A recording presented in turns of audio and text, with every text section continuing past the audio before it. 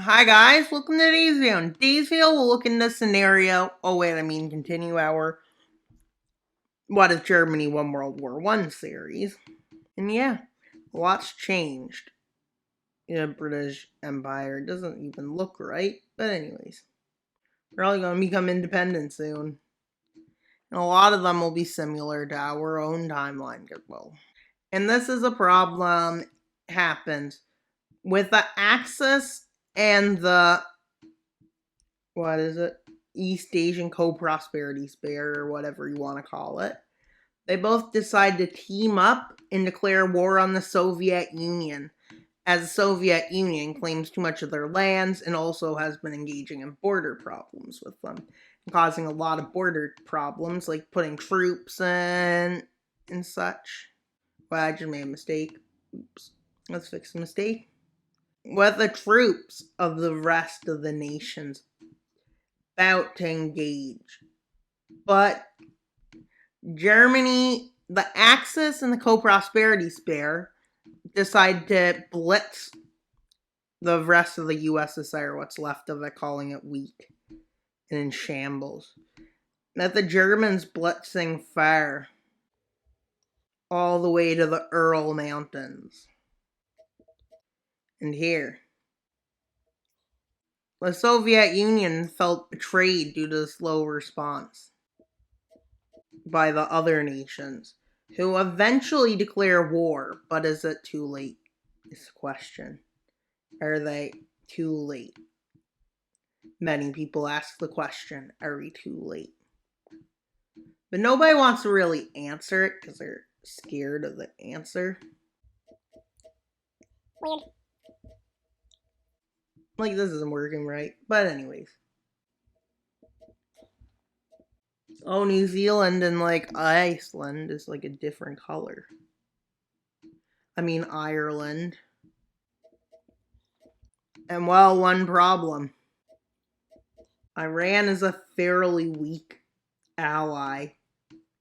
We can't really do much to hold back the offensive started by Iran. Into Iran, started by Arabia and Turkey. It's been on like every side of the conflicts. With a stalemate being established eventually, with France trying to push back the nations but failing. With Soviet forces being destroyed in Siberia by Japan. And Central Asia collapses. And that leads to the fall of the Soviet Union. They had not fell in the first war that they were engaged in, but they surely fell in the second one. With Turkey being decided to be the next enemy as they border it.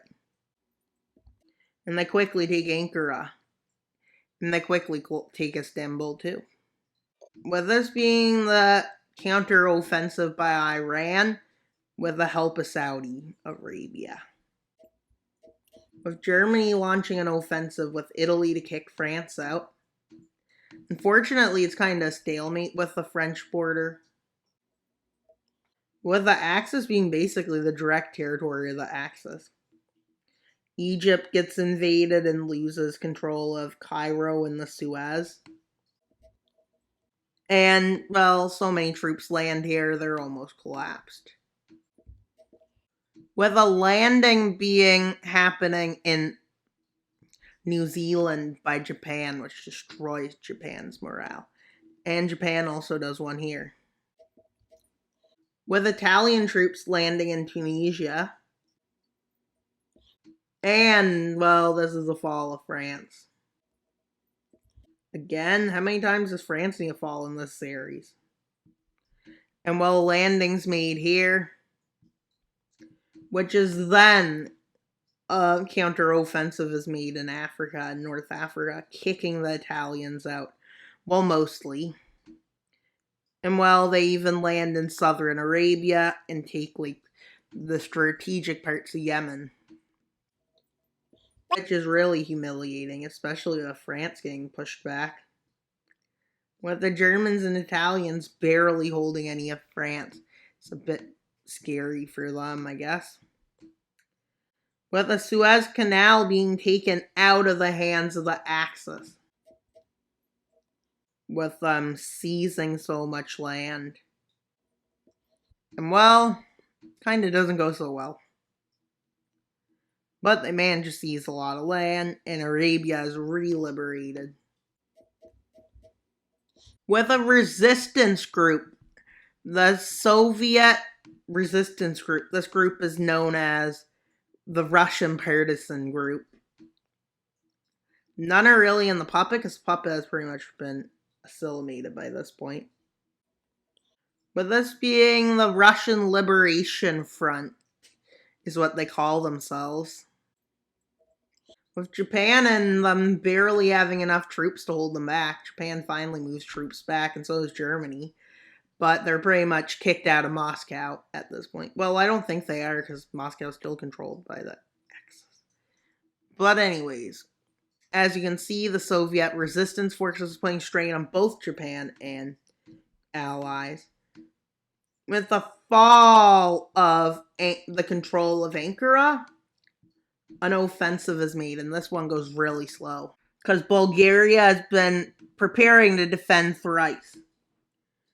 But at this point, the Turkish invasion has started. And they forgot their land from Romania. And Bulgaria quickly resists this and decides to surrender over. Maybe make the surrender color like fully white. Which they let them basically just... And they use the strategic parts of their land they'll need for military purposes, which includes here and up the coast is which will be a military occupation zone. But the Yugoslav partisans still happening, but much later than it did in our time. Wait, I remembered one thing I forgot to do. We need to sign Crimea over, because they're also surrendered. So they rapidly decide to occupy it. And with Bulgaria allowing full occupation for not as much lands being taken as a deal. With Yugoslavia doing exactly what they did in our timeline and re-liberating themselves. Much later, the war is getting up into Italy. Much later than in our timeline, but German victory was only short-lived. And with tons of resistance in Germany, with Poles, Dutch, Belgians, no German. With Romania being pushed back. With Bulgaria signing the last of its military that was left after its failure in thrice. With Germany getting worried at this point, they might collapse. With the Allies landing in southern Italy. Italy as they humiliates the full team. With a decision made to take out Iran. Which goes ahead smoothly, and the operation in Iran is a total success.